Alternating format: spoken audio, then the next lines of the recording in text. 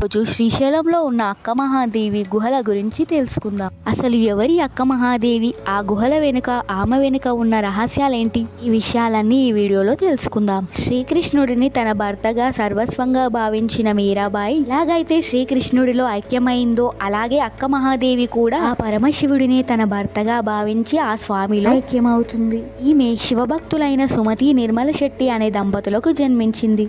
ఆ మహాదేవుడి భక్తులైన తల్లిదండ్రులు ఆమెకి మహాదేవి అని నామకరణం చేసి ఆమెను పార్వతీదేవి స్వరూపంగా భావిస్తారు. మరియు పేరుకు తగ్గట్టుగానే మహాదేవి ఎంతో అందంగా ఉండేది. నిజమైన పార్వతీదేవి భూమిపైకి వచ్చిందా అన్నంత కాంతివంతంగా ఉండేది. ఈమె కర్ణాటకలోని ఉడతడి అనే చిన్న గ్రామంలో జన్మించింది. ఉడతడిని పాలించే కౌశికుడు అనే రాజు ఒకరోజు ఆ గ్రామ పర్యటనకు వస్తాడు. అదే సమయంలో ఆ మహారాజు మహాదేవిని మేడపై నుండి కిటికీలో ఆమెను చూసి ఆమె అందానికి ముగ్ధుడైపోతాడు. ఎలాగైనా ఆమెను తన రాణిగా చేసుకోవాలి అనుకుంటాడు. కానీ మహాదేవి మాత్రం రోజు శివ పంచాక్షరి స్మరణతో ఆ పరమశివుడినే తన భర్తగా భావించి ఆ స్వామి యొక్క ధ్యానంలోనే ఉండేది. అయితే ఆ మహారాజు వారి భటులని ఆమె తల్లిదండ్రుల వద్దకు పంపిస్తాడు. అప్పుడు మహాదేవి వివాహానికి నిరాకరిస్తుంది. దాంతో ఆ భటులు ఇలా చెబుతారు, నీవు గనక ఈ వివాహానికి అంగీకరించకపోతే మహారాజు నీ తల్లిదండ్రులను దండిస్తాడు అని చెబుతారు. అప్పుడు మహాదేవి తన తల్లిదండ్రులను బాధ పెట్టడం ఇష్టం లేక ఆ వివాహానికి అంగీకరిస్తుంది.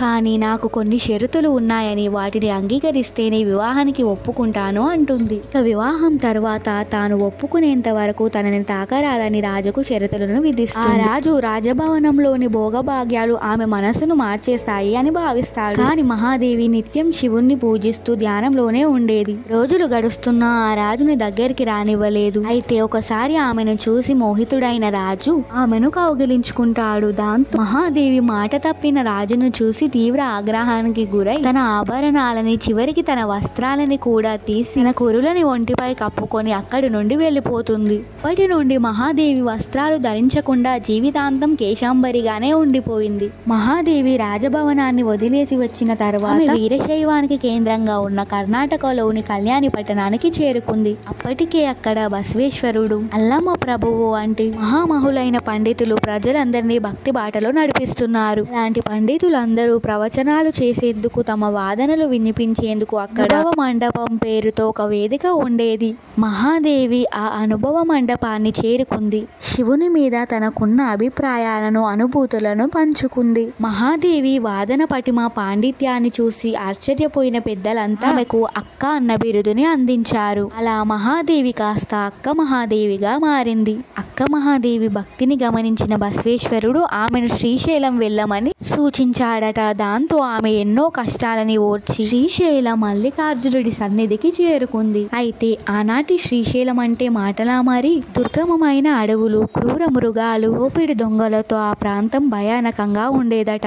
అలాంటి ప్రాంతంలో ఒక వివస్త్రగా ఉన్న సన్యాసిని సంచరించడం అంటే మాటలు కాదు. కానీ ఆమె భక్తి ముందు అలాంటి పరిస్థితులు తలవంచక తప్పలేదు.